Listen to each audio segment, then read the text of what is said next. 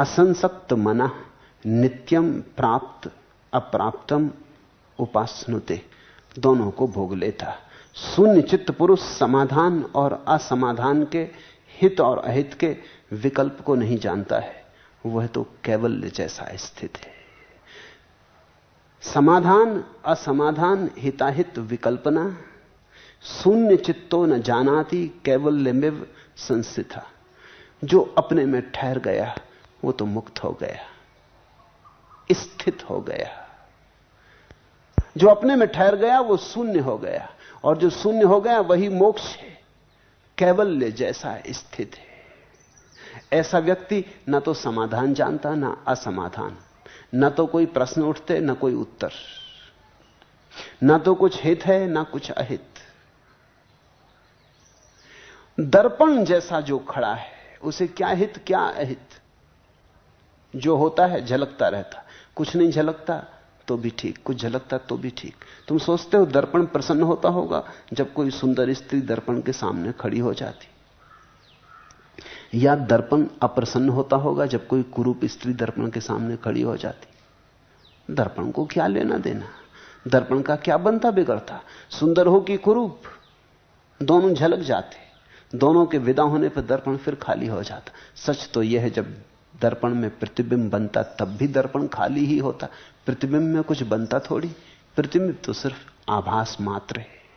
साक्षी भाव दर्पण की दशा है, मुक्त, कैवल्य, शांत, जो भी होता आसपास देखता रहता।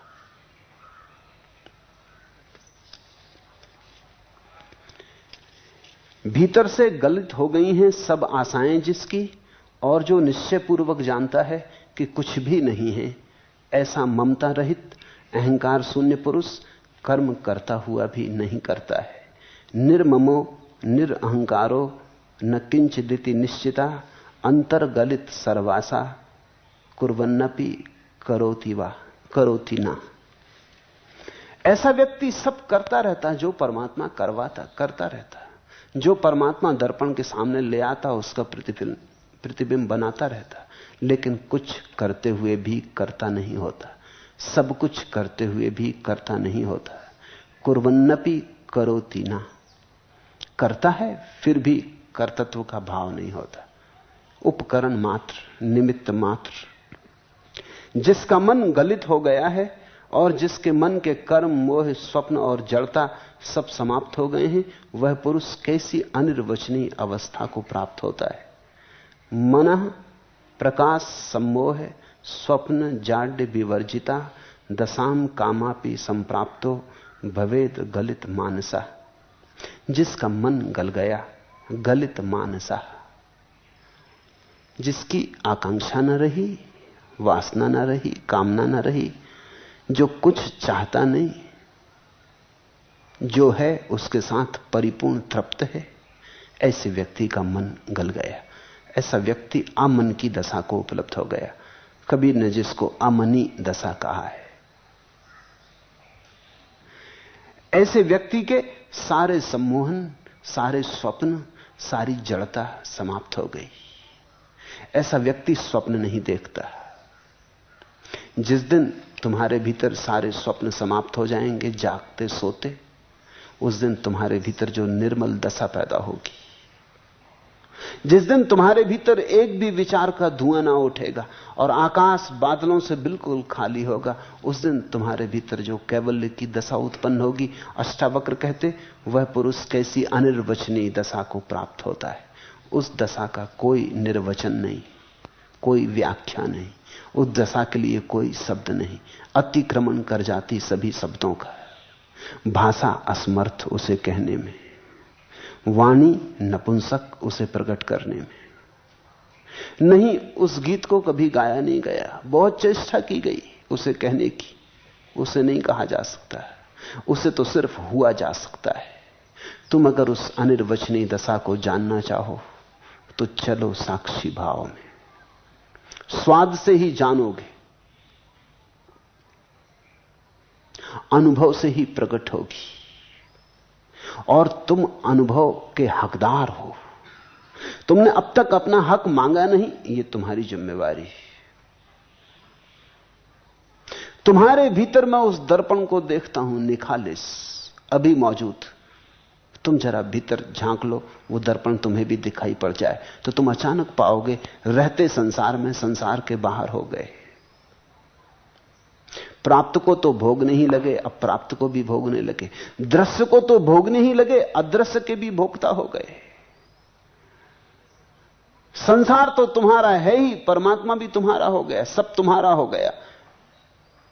लेकिन सब तुम्हारा तभी होता है जब तुम बिल्कुल गलित हो जाते, तुम बचते ही नहीं।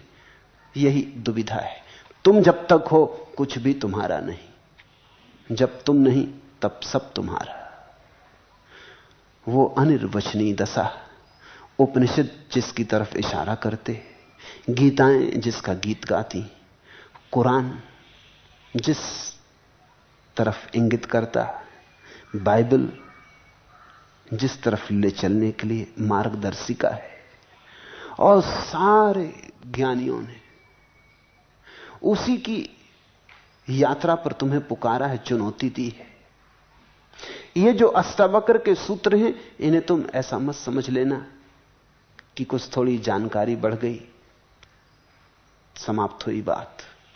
नहीं, इससे तुम्हारा जीवन बढ़े, जानकारी नहीं, तुम्हारा अस्तित्व बढ़े, तो ही समझना कि तुमने सुना, तुम्हारा अस्तित्व फैले, तुम विराट हो, तुम्हें उसकी याद आए। ये सारा आकाश तुम्हारा है, तुम्हें उसकी स्मृति आए, तुम सम्राट हो। उसका बोध मात्र सारा भिखमंगापन सदा के लिए समाप्त हो जाता है।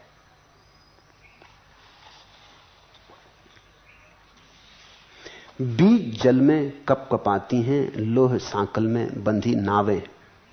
एक हमला रोज होता है काठ की कमजोर पीठों पर, घेरता हर ओर से आकर एक अजनबी भंवर का डर। जल महल में थरथराती हैं पांव, पायल में बंधी नावें। नाव का तो धर्म है तिरना, है जिसे रुकना नहीं आता। रुक गई तो कांपती है खुद, चल पड़ी तो नीर थर्राता। मीन सी अब छटपटाती हैं जाल से जल में बंधी नावें। तुमने देखा नाव बंधी हो, जंजीर से बंधी हो किनारे से, लहराती तो नाव थरथरा जाती। ऐसी तुम्हारी दशा है, बंधे हो वासना की जंजीर से, क्षुद्र के किनारे से।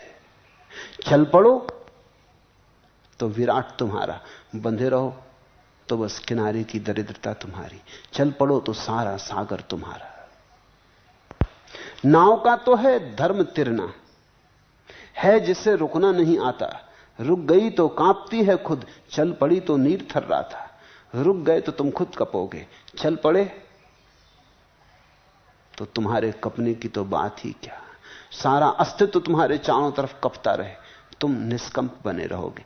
तुम्हारे चलने में, तुम्हारी गति में, तुम्हारी गत्यात्मकता में, तुम्हारी जीवंतता में उपलब्धि है।